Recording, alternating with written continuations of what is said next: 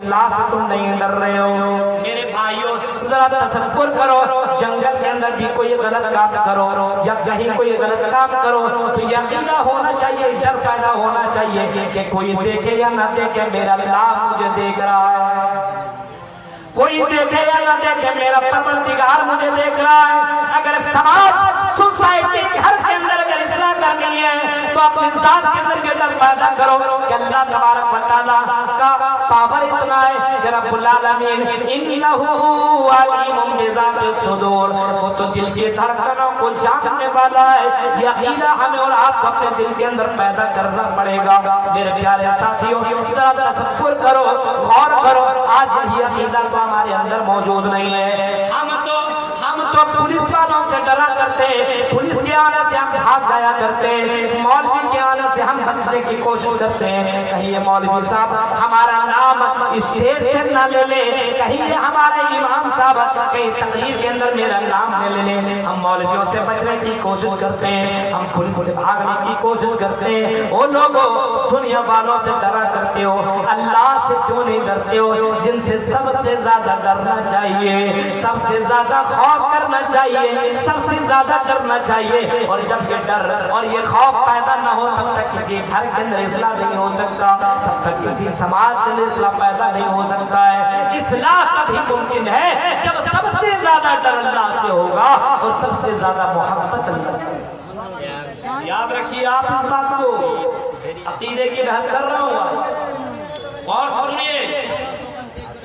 اسی وجہ سے میرے بھائیوں اللہ کے نبی جب حضرت معاذ بن جبل کو بھیجنے لگے یمن کی طرف گورنر بنا کر کے، حضرت معاذ بن جبل کو بھیجتے اللہ کے نبی گورنر بنا کر کے، معاذ بن جبل اتق اللہ حیث ما کنت، تو آپ نصیحت کر رہے ہیں، سمجھا رہے ہیں اور بتا رہے ہیں اے معاذ بن جبل تم کہیں بھی رہنا، تم اللہ سے ڈرتے رہنا، اتق اللہ اللہ سے ڈرتے رہنا، حیث ما کنت جہاں رہنا، بند کمرے میں رہو تب بھی ڈرو، جنگل میں رہو تب بھی ڈرو، بیابان میں رہو تب بھی ڈرو، سمندر کی گہرائیوں میں رہو تب بھی ڈرو، پہاڑ کی چوٹی پہ رہو تب بھی تم اللہ کا ڈر اپنے دل کے اندر پیدا کرو۔ میرے پیارے ساتھیوں آج ہمارے اندر یہی برائی ہے کہ ہم اللہ سے اتنا زیادہ ڈرتے نہیں ہیں۔ اگر یہ خوف یہ ڈر پیدا ہو جائے تو سماج کے اندر اصلاح ہو جائے گا، گھر کے اندر اصلاح ہو جائے گا۔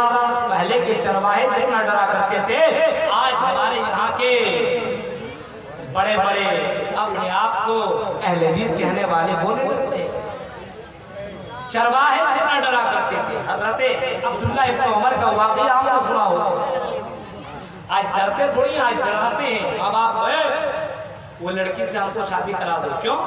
اس سے ہم محبت کرتے ہیں، نہیں کرائے گا، نہیں کرائے گا تم نے کہ بھاگ جائے۔ آج ماں باپ کرایا جا رہا ہے۔ تصور کیجیے آپ، غلطی کرے اور دھمکی بھی دے، غلطی بھی کرے اور دھمکی بھی دے، یہ بتائیے میرے بھائیوں یہ گڑبڑیاں اور یہ برائی کا سماج کے اندر آئی ہے تو آئی کہاں سے؟ اس کا مطلب یہ ہے کہ اللہ کا پاور، اللہ کا ڈر، اللہ کا مقام لوگوں کو معلوم نہیں۔ اب تصور کرو ہم کہیں سفر پہ جا رہے ہیں، آپ کہیں جا رہے ہیں، آپ کے بغل میں اس علاقے کے ایس پی صاحب بیٹھا ہوا ہے، بغل میں بس میں سفر کر رہے ہیں، لیکن اب ہم بات جس سے بھی کر رہے ہیں ہنسی مذاق میں بات کر رہے ہیں۔ چور ہی سمجھ لیجیے، ایک بغل میں چور بیٹھا ہوا ہے اور اپنے چور دوستوں سے بات کر رہا ہے، کل جانا وہاں پہ رات میں ڈکیتی کر لینا، چوری کر لینا، پلاننگ ٹھیک ٹھاک ہے نا، تم سمجھ گئے ہو نا، پوری بات ہو رہی ہے۔ اس کو معلوم نہیں کہ بغل میں بیٹھنے والا ایس پی ہے، نہیں معلوم ہے، نہیں معلوم ہے، بات چیت ہو رہی ہے۔ ایمان سے بتائیے گا، تھوڑی دور جانے کے بعد ایک جگہ گاڑی رکتی ہے، بہت سارے پولیس والے اوپر اٹھتے ہیں اور سب اس کے سامنے ہاتھ جوڑ کے کھڑے ہو جاتے ہیں، اور اس وقت اس کو معلوم ہوتا ہے اس علاقے کا یہ ایس پی ہے۔ اب بتائیے اب اس کے ساتھ سفر کر رہا ہے یہ چور، اب یہ اس سے کیسے بات کرے گا؟ فون میں کیا بات کرے گا؟ چوری چماری کی بات کرے گا؟ اب نہیں کرے گا، اب ڈر ہو گیا، اس علاقے کا یہ ایس پی ہے، اب اس کے سامنے ہم تھوڑی سی کوئی غلط بات بول دیں گے ایرسٹ کر دے گا۔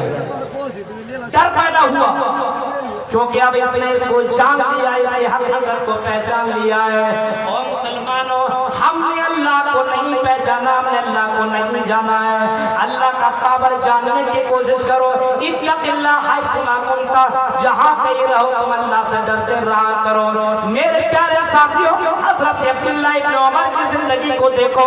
हज़रत अब्दुल्लाह इब्न उमर किसी जगह पे जा रहे हैं, सफर में। हज़रत अब्दुल्लाह इब्न उमर रास्ते में जंगल के अंदर जा रहे हैं। आपको भूख लग जाती है, प्यास लग जाती है, आपकी नजर बकरियों के ऊपर पड़ती है। आप रुकते हैं और बकरी के चरवाहे के पास पहुंच जाते हैं और पहुंचने के बाद उस चरवाहे से कहते हैं, ऐ चरवाहा, आप मुझे बकरी का दूध पीने दे दीजिए, मुझे भूख बहुत ज्यादा लगी है, मुझे भूख लगी है और आप अपने बकरी का दूध दे दे। वो चरवाहा कहता है, आए अजनबी, मुझे मालूम नहीं है तुम कौन हो, लेकिन आए अजनबी, मैं इस बकरी का दूध में तुम्हें पिला नहीं सकता हूँ। आप क्यों नहीं पिला सकते भाई?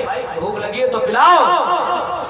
वो चरवाहा कहता है, ये बकरियां मेरी नहीं है बकरियां, बल्कि ये बकरियां मेरी मालिक की बकरियां हैं और उनकी अमानत में मैं खयानत नहीं कर सकता।